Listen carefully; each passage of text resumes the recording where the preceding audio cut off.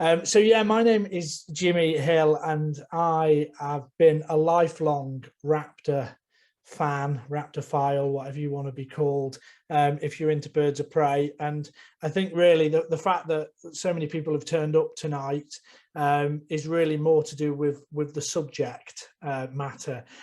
So I started my life just with a general interest in birds of prey and wildlife, going down to the farm with my dad and seeing buzzards. We didn't have many buzzards about then, but there was a pair of barn owls that I used to love watching of an evening. And actually, I got my real fix from captive birds of prey. So I got into captive birds of prey first of all. So I've got quite an extensive background with captive birds of prey, and that rolled on into wanting to do conservation work and monitoring birds of prey. And so I am now a member of several raptor study groups, Gloucestershire, Cheshire, Highland Raptor Study Group up in Scotland, and very active in all those fields. And when Iona approached me about giving this talk, she asked what we could talk about specifically with birds of prey. And one of the things I love doing is trying to encourage people, exactly what Record are all about really, is trying to encourage people to get out there and do a little bit, and whatever level you want to enter that at. And so I thought monitoring birds of prey, how and why, but that's a very broad subject. So I've tried my best to put it together in a way that works for you. Now, where did Raptor Aid come from? And so essentially Raptor Aid is a very small, we are a registered charity, but it started off as a blog. I used to write a blog in my bedroom, and that's where that terrible photo in the top left comes from. My wife told me I shouldn't put that up. Me writing something on the blog on my bed in my pants, so apologies for the first photo. But it started as a blog, and I just used to share news. So it might have been vulture poisonings, it might have been something local going on, a bio blitz that had something to do with birds of prey. And as the blog evolved, and actually I stepped away from working with captive birds of prey, I thought, what do I really enjoy doing in life? Obviously my monitoring, I was a licensed ringer by that point, and I was involved in lots of projects, and I thought I want to share this with more people. And so Raptor Aid was born with the view of educational things, and you'll see things like the blue owl there, the caricature vector owl. So we go into schools. A couple of weeks ago, I was in a few schools around Crewe and Nantwich. We do a lot of owl pellet dissections. That's very popular. And you can see points 1 and 2. I won't read them out, but that's part of our aims and objectives in relation to being registered with the Charity Commission. But also, we've done monitoring. That's a picture of me ringing some long-eared owls. They're down in South Wales. That was a famous nest. That chick. If any of you watch Spring Watch, you'll have watched that owlet grow up, because that was the nest from Spring Watch. And then that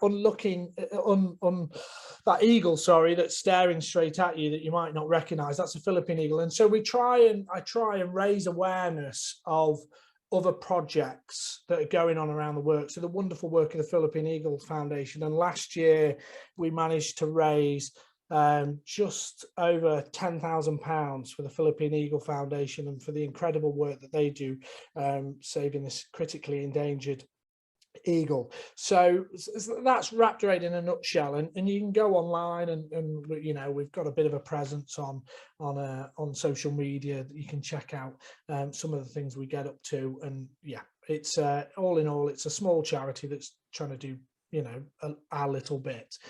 Throughout this talk, one of the great things about monitoring birds of prey, and you might think it's all around the birds, but I've been very lucky, and I'm sure any of you that work in the conservation or volunteering world when it comes to conservation meet some incredible individuals, and all I'm doing really is standing on the shoulders of giants really when it comes to some of the people I work with.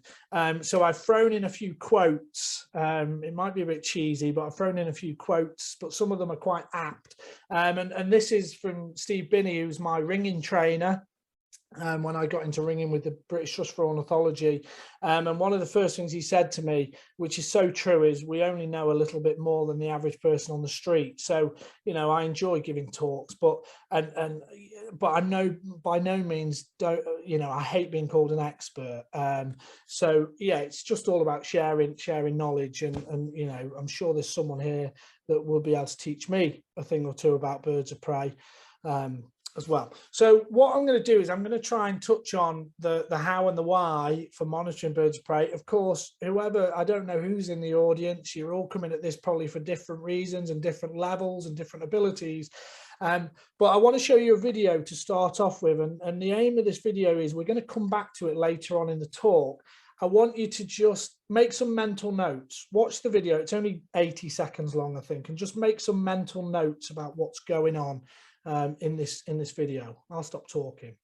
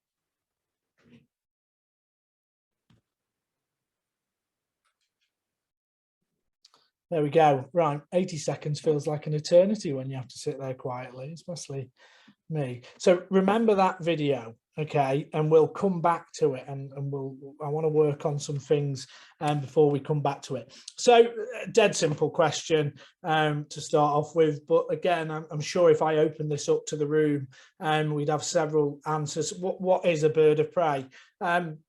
You know, I often, this is a question I throw at kids as well, if I'm doing a school talk.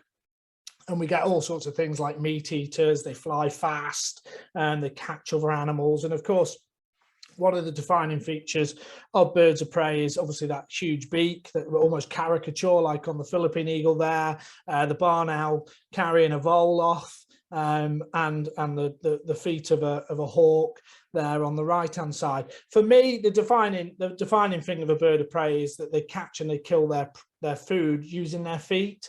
So obviously there's other birds that predate and prey on other animals, blackbirds in your back garden catching a worm, or a kingfisher on a river, or a heron catching fish, and they all predominantly use their beak. So that's the defining feature. One of the other questions I always get asked, and this is especially with kids, when I go and do talks and I introduce myself and say I'm Jimmy from Raptor Aid, they all get very excited thinking that I've come to talk about dinosaurs, and it's almost a bit of a dip in the mood when I say no, I'm talking about birds of prey. But so yeah, raptor, anyone that's interested, I can never remember whether it's Latin or French or Greek, sorry, and it means to repair, I think it's Latin, which means to seize or plunder, and it relates to them grabbing and yeah, catching things with their feet. So that's where raptor comes from. But yeah, for me, bird of prey, we're going to go through the species. Now, I'm conscious that anyone who's been to these talks before, a friend of mine, Roy Lee, will have gave a talk on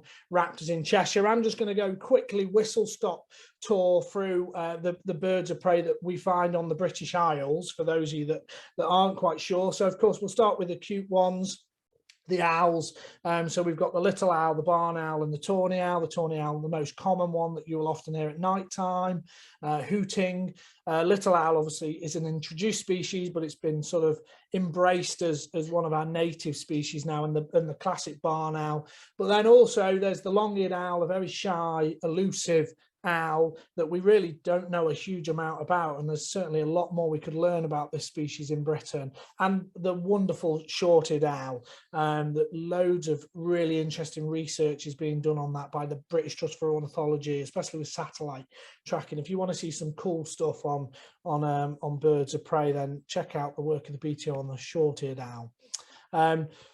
As I say, I won't go into too much detail about each of these species because I could talk about each one at length for a long time, but we've got 4 falcons in Britain. So the peregrine falcon, bottom right, one of the largest and the most powerful, multiple TV programs done on the peregrine, on speed and so on, and a species that we've really come to know because they've moved into urban environments. So local to me here, there's at least 2 pairs within, well, I can see 1 pair that nest on the Duke of Westminster's tower in the distance. And then there's the shot tower in Chester as well, that has a breeding pair.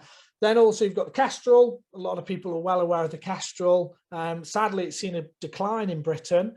The merlin, which is a species around here that we tend to see in the winter months, certainly around Park Gate. They're really a falcon of the uplands. And then my favourite, I know you're not supposed to have favourites, but the hobby. Top left is the hobby, which is a very exciting summer visitor that again is quite under-recorded in certain parts of the country. We've got the hawks and the buzzards.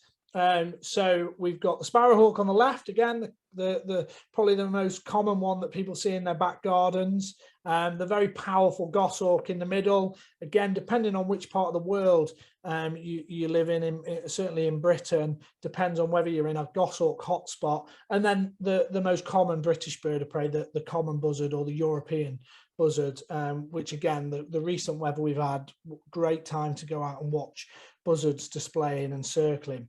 Now, some of you might have picked up there that know your birds and gone, oh, he's missed a buzzard, but I've included it in this lot because we've got the red kite on the left, the only kite, although I'll come on to kites in a minute. But the red kite on the left there, the classic forktail, an incredibly successful reintroduction project here in Britain, and they're spreading. And I genuinely don't think it'll be long here in Cheshire, where I am. It'll be long before we've got red kites breeding in Cheshire, if they're not already, because we've got them coming from Shropshire and we've got them coming from Mid and North Wales, so it's not going to be long. On the right hand side, we've got the Osprey, which again, you know, synonymous with open waters, Scotland, but doing incredibly well across England and into Wales as well. And they've just started coming back, haven't they? So it's that really exciting time of year where people are watching webcams and you know, waiting for their favourite ospreys to come back. And I said someone might pick up that I've missed a buzzard out on the previous page, the honey buzzard, but it's not really a buzzard, it's a pernine kite. So if we want to get really geeky, then Pernis apivorus, the honey buzzard there, that's a lovely male. Now, I should point out, I didn't take any of these pictures either because I'm a terrible photographer. So yeah, before anyone gets any ideas that I'm a really good photographer, I'm not, I'm terrible. But that's a male honey buzzard there.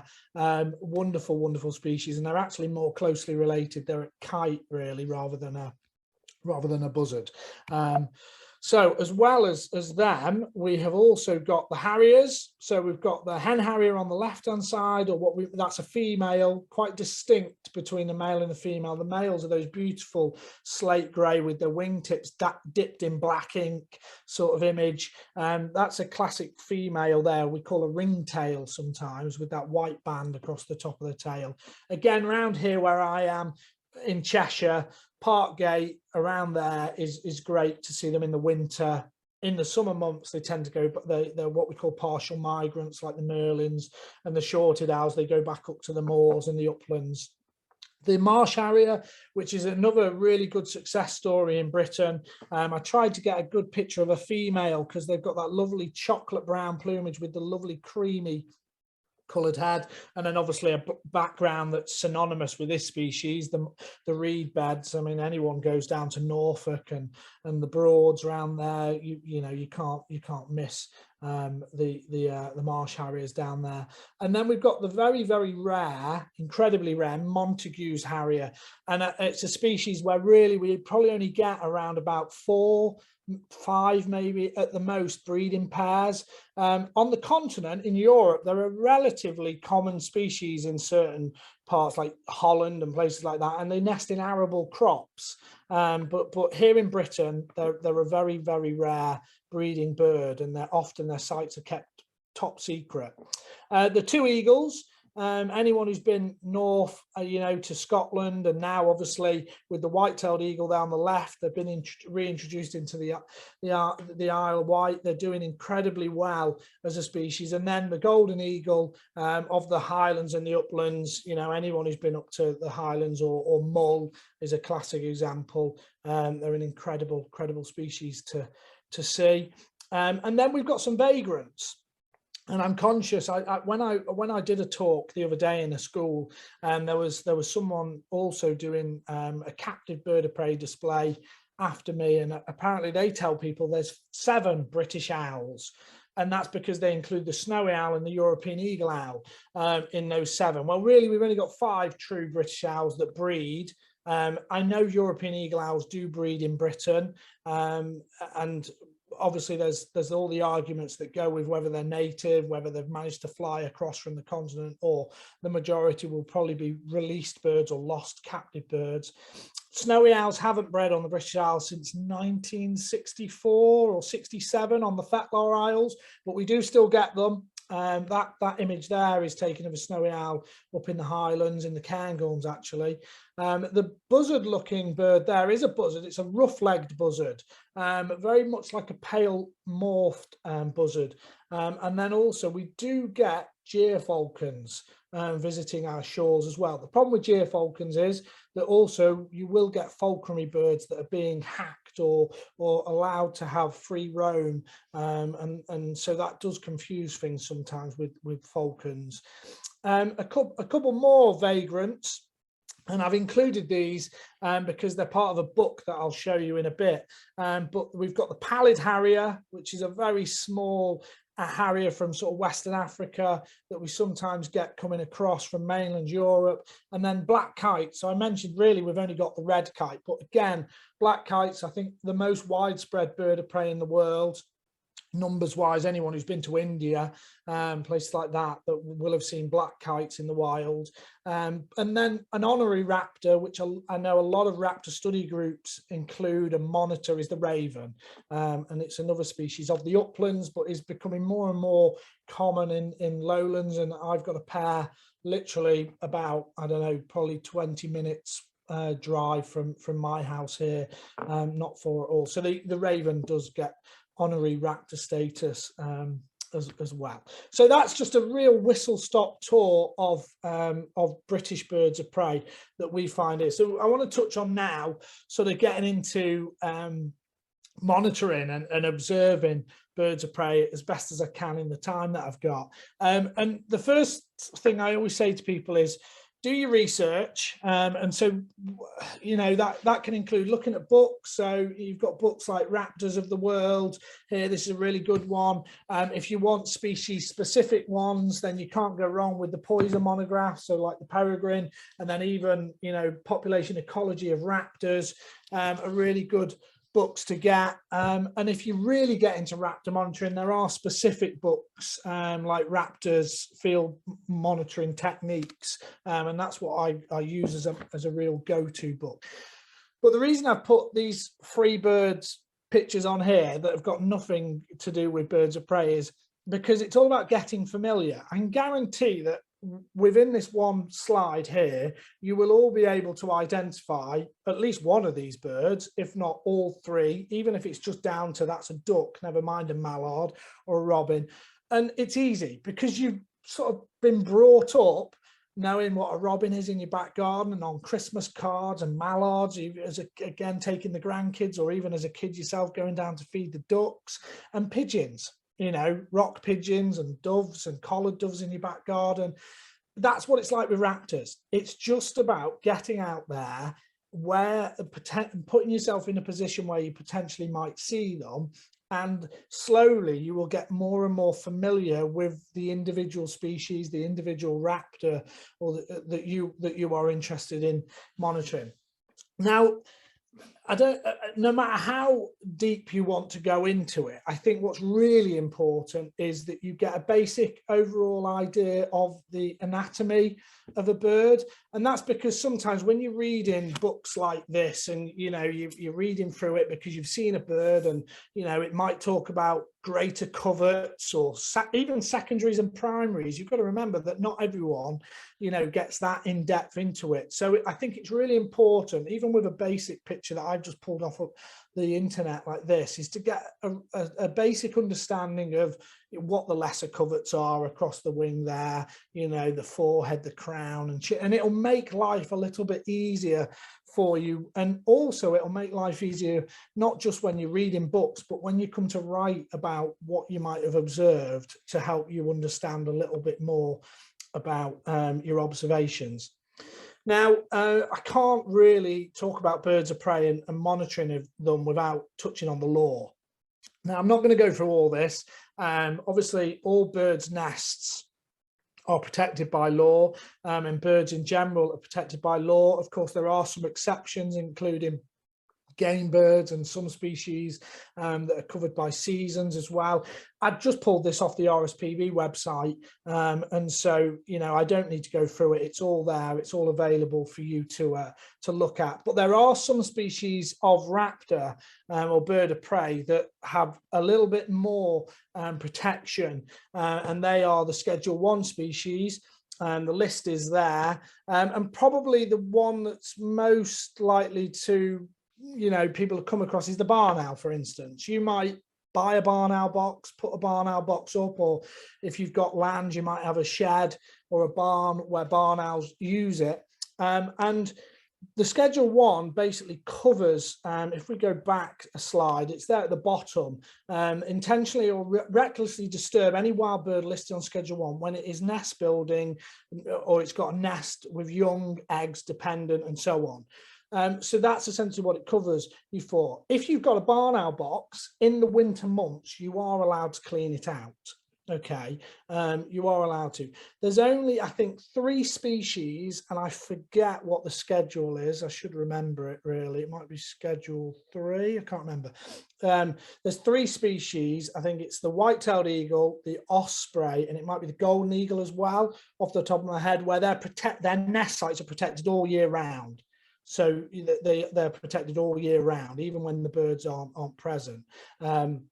So yeah, but really Schedule 1 birds, you have to have an appropriate license. So when I'm out monitoring, I carry this little slip, and it's got my license in here for England, Wales, and Scotland for the certain species. And I won't go into the details of how that works, because if you're interested, you'll read up on it a bit. Okay, quote 2 from another great friend of mine. Excuse the language, I probably should have deleted.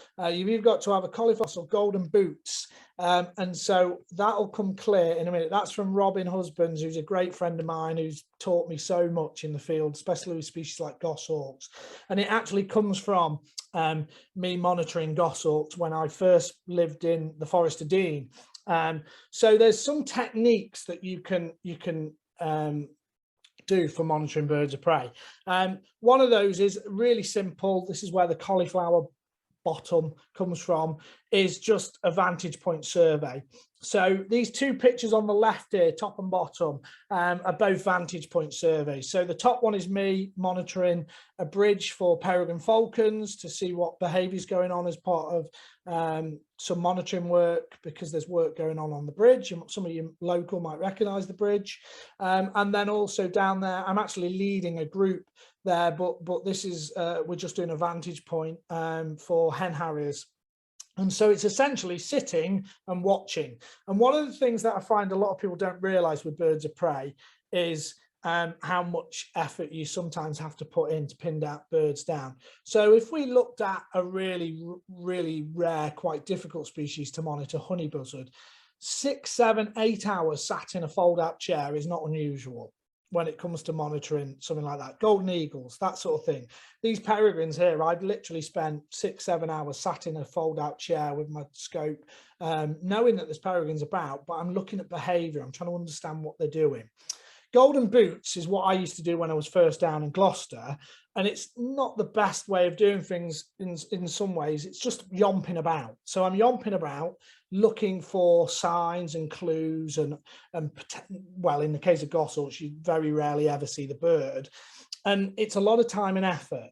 When really, if I wanted to check out a block of woodland, you'd pick a nice blue sky day, the right time of year, go and find a nice good vantage point and watch over the sky, because the birds will eventually show themselves and display. Nest boxes, obviously certain species, barn owl, the owls in the sense barn owl, tawny owl, little owl, will readily take to nest boxes, kestrels as well, and so they're a really valuable resource, especially for monitoring. And then you can do point survey and transects, so you can walk transects, and often these work when if you're doing it over a set sort of period of time, or you're going to do it annually. A good organisation anyone who's interested to follow is the Hawk Conservancy Trust down in Andover in Hampshire, and they actually get volunteers to come and work with their conservation department, and they will walk transects. They will give them set transects each year, and they will record just observations of birds of prey that they see, and eventually over time they'll build up a real data set of what the species are that they're observing on these set transects. So there's just 4 ways that you can spend your time monitoring and looking for birds of prey. Now, excuse me, this is quite an old saying, really, and I think it comes from the war, in terms of aeroplanes. But it's what is the jizz? And you may have heard, any birders may have heard this before. So it's general impression, shape and size. And I've picked a silhouette here of a raptor, a bird of prey that most of you will probably be able to pick out just based on the tail. But that's a red kite. And it's really important because, as many of you might be aware, a lot of the time when you see a bird of prey, it's often a fleeting glimpse.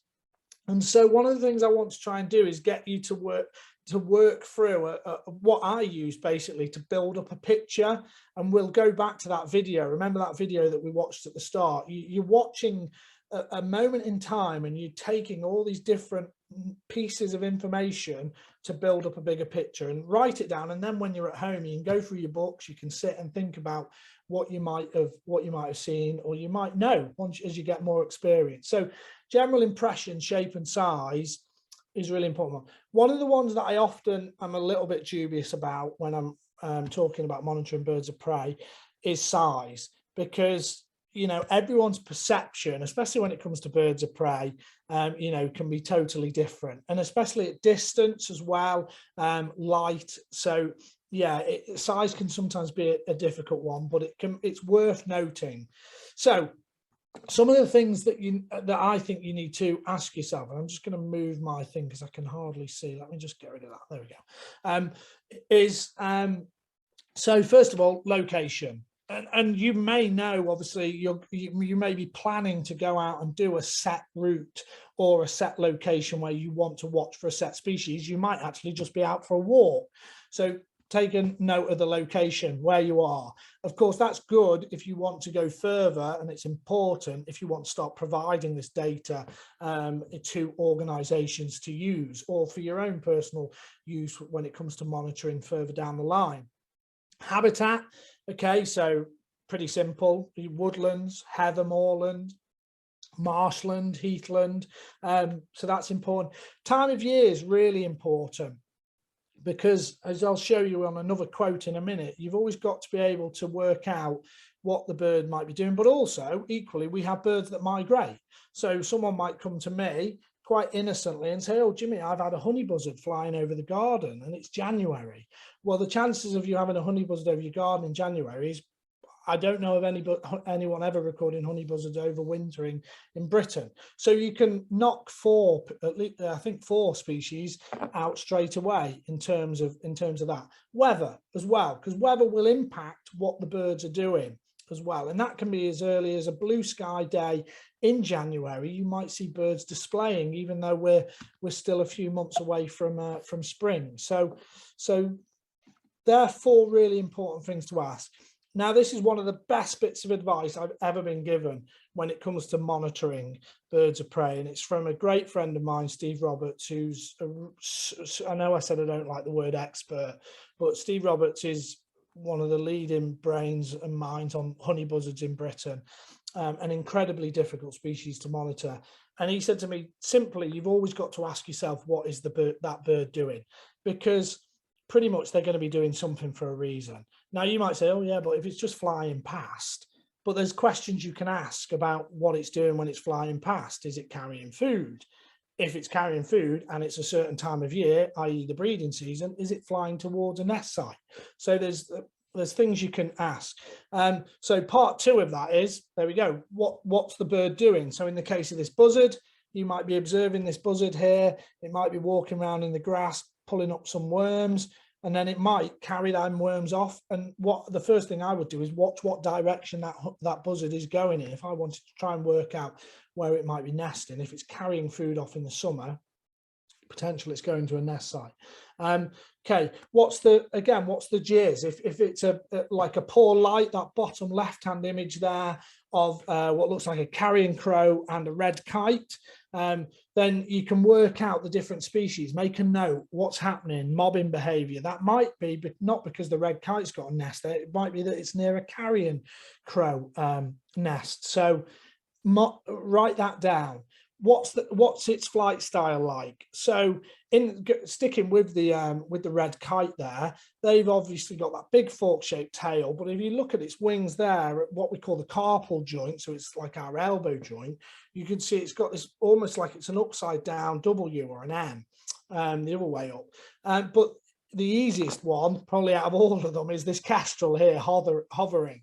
And so make a note of what you think the bird's doing. And you can often pick out a bird hunting, sparrowhawk shooting over your hedge, sticking tight to the ground, and then all of a sudden it'll zip round a tree and try and grab something. So it's all important stuff to make. And often I find your gut, as you get more and more knowledgeable about these birds, your gut instinct is a good one to go with. And any other clues as well. So let's not forget, you could be out for a walk and you could come under, walking along a track, and you find underneath a tree a pile of pellets. Okay, there might not be a tawny owl there, but it might be a pretty good sign that it's a tawny owl, and it might be something that you can note down, and use, or it might come in handy information at a later date. So I think with those 8, the part 1 and part 2, those 8 sort of things to think about, it can really, really help you make your mind up. And I'm just going to show you another video, just because I think it's a lovely video, and it's some good behavior of a bird of prey. But just think about those things. If you're not that good at identifying birds of prey yet, just have a think of those things and watch this video and what's going on in the background.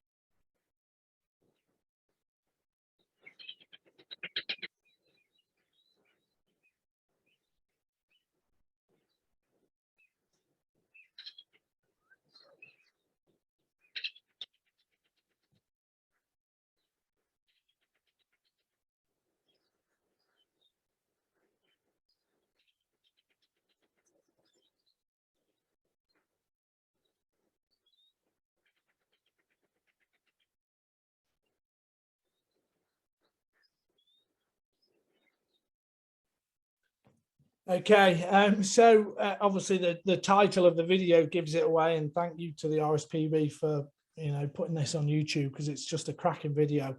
So that is a male hen harrier, and hopefully you can tell it's a Heather Moreland, it's summer, or it's certainly spring, summer, not just based on the lovely weather, but also the different species that are calling in the background and the hen harrier chattering away. And then that male hen harrier, those of you that have never seen it before, is performing what's called a sky dance, which is the male hen harrier basically showing off. And he doesn't have to have a female there. His aim is to show off to any passing females as well, to draw them into his territory. And you should, hopefully, as you build up your knowledge, and even if you've never seen that before and you're out for a walk in North Wales or Scotland or the uplands of England, and you see a bird doing that, then just by making a note of the jizz of the bird, the habitat, the time of year, and so on, you can come back and you can pretty much work out what it's doing. So one of the most important things is, is to record it. Now, obviously, this is an image of me ringing here. I'm out monitoring under license a brood of kestrels in a nest box, but it's just to, and you don't have to go this deep, but it's just a case of making a note of things. And I'm the worst at it. I'm terrible. I go out with a chap, John, who's the most incredible person, again, to be out in the field with, and he fastidiously makes notes on everything that he sees, from butterflies, the time, the first butterfly of the year, or whatever species, and plants, and so on and so forth. And he has got the most fantastic background knowledge of his study area, and it's because he writes notes. I'm terrible. I can't even remember what I've had for me breakfast. So, write it down. And I have to do it here with this, because this data has to be fed back to the BTO. But, taking a notebook, mobile phones are one of the best things now. Just do a voice note. I often use voice notes now and just read it out and rattle it onto the phone, and then I can play it back and write it down when I'm at home. Okay, there's another video. Because it's okay to be wrong sometimes, all the time, whatever. And I want to show you this video. It's a very short video. Just have a watch of it, and we can stick it in the chat. So what species you think this is. If you want to have a bit of fun, if you think you're a bit of a bird of prey buff, or you just want to have a guess, just have a look at this video. You might need to turn your volume up, because the bird is calling as well. And yeah, have a guess at what this is.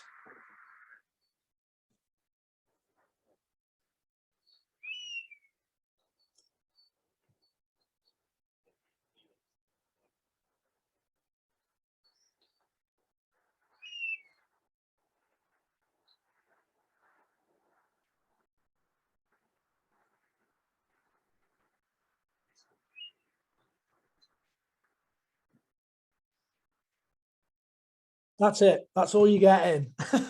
But that's exactly all you get sometimes. And that was filmed on my mobile phone. So feel free to stick that in the chat. Oh, I can see some people are having a go at it, which is brilliant.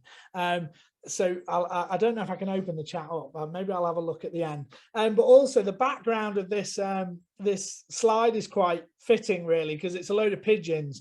And pigeons are the bane of my life.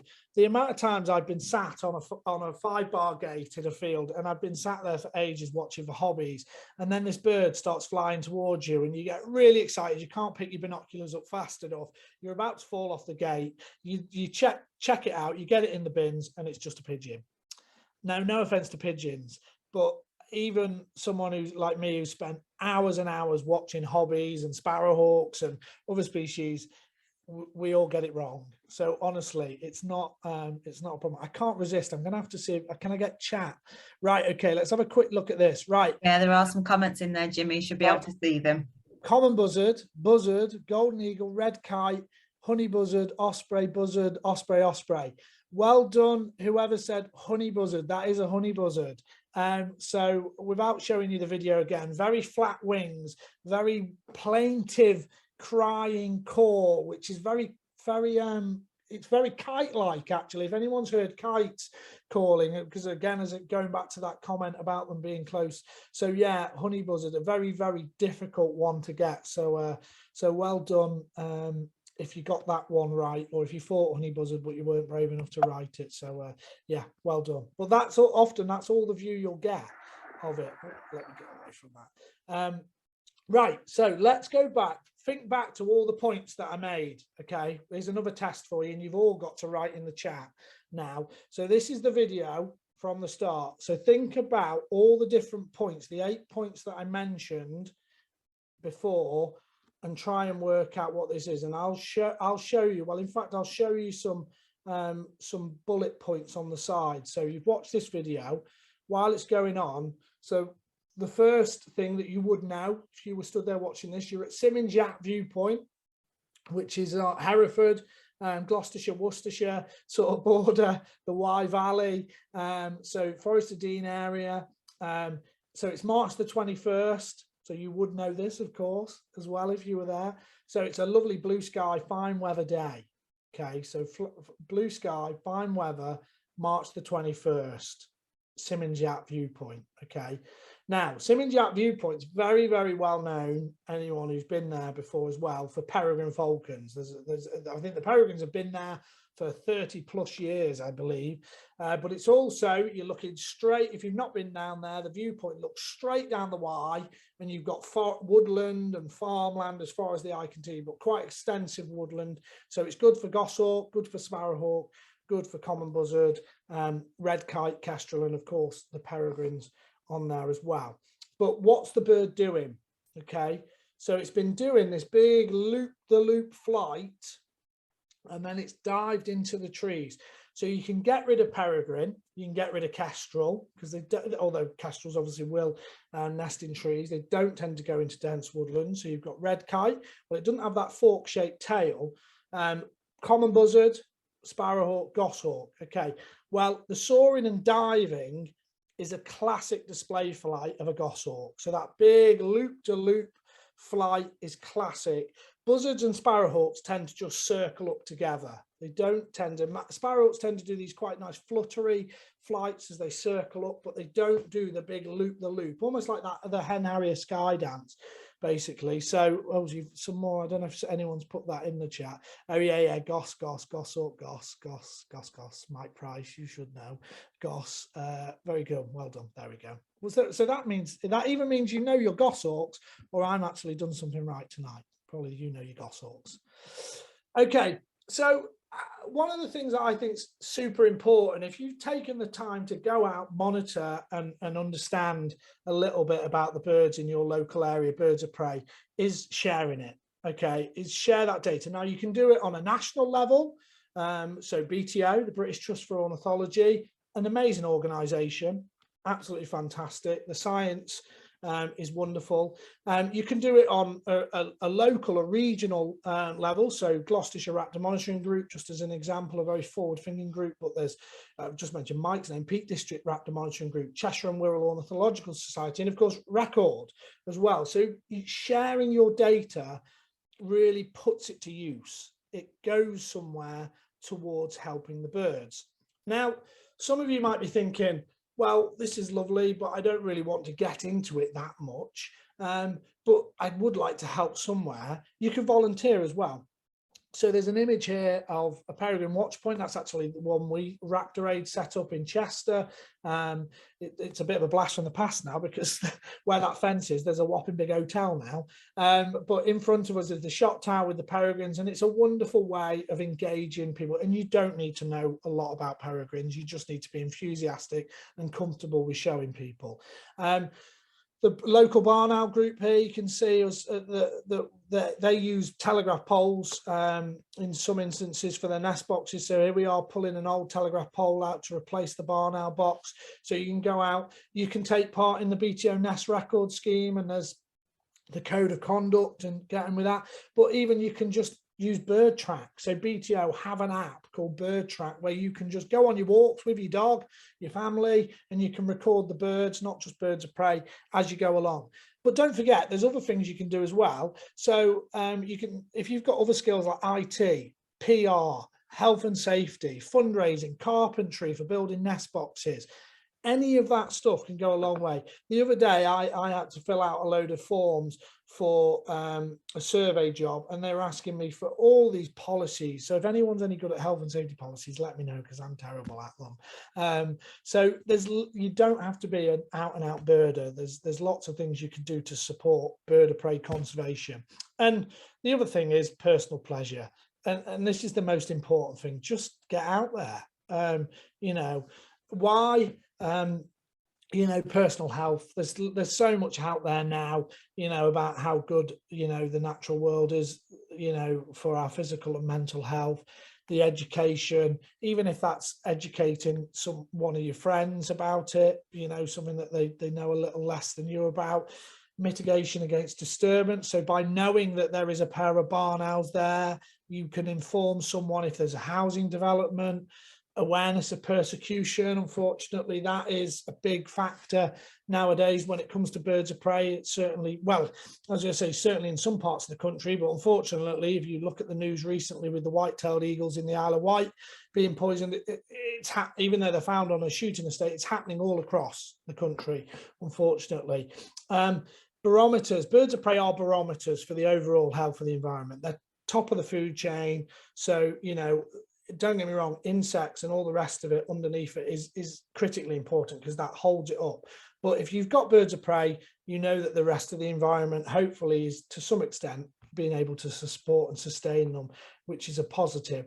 And fact versus fiction as well. You know, the amount of things I have to fend off educating people about birds of prey is incredible, really. So just a little bit of knowledge can be dangerous, but sometimes it can be actually quite helpful. Now I'm just going to whistle through these because I'm conscious of time, and so I just thought, just to finish up, I'd show you some of the species, some nice pictures of some of the stuff I get to do in the different parts of the UK.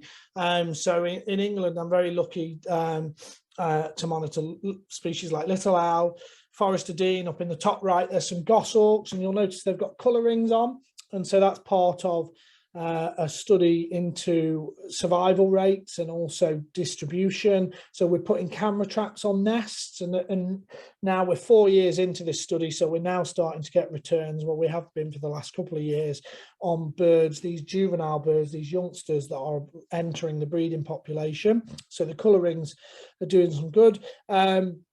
The forestry officer there holding the tawny owl, that's under license, that's part of Delamere Forest. So I'm running a project with Delamere Forest monitoring tawny owls in Chester University with some master's students. And then of course the farmer's friend, barn owls. Barn owls are monitored quite extensively in Cheshire, and I'm very lucky to go and monitor several nest boxes of barn owls, also in Wales as well. But in Wales, the long-eared owls that I mentioned before, bottom left, my favourite species in the UK, one of anyway, is the hobby. You know, it's such a difficult species, which is why I probably enjoy it so much. Peregrine falcons there, me holding a peregrine falcon. That's actually that I'm part of. I mentioned John before. I'm part of a long-term study in Wales. John's been monitoring peregrines for over 40 years, which is nothing short of incredible. I think he's only missed foot and mouth, and 1 year because of COVID was really limited with his coverage, but just incredible. That's actually, you'll notice that doesn't look like North Wales at all, because that's in the boiler room of a hotel, and that's a juvenile that's crash landed from an urban site, and we're just about to put it back up onto the roof with its mum and dad. That's their favourite perch. And then top left there is a honey buzzard that's having a colour ring put on, and again that's part of Steve Roberts' study that covers Wales and actually into England as well. That's in the New Forest, and Steve has written extensively papers on honey buzzards in British birds, and yeah, he's found some incredible stuff out using colour rings and nest camera footage from that.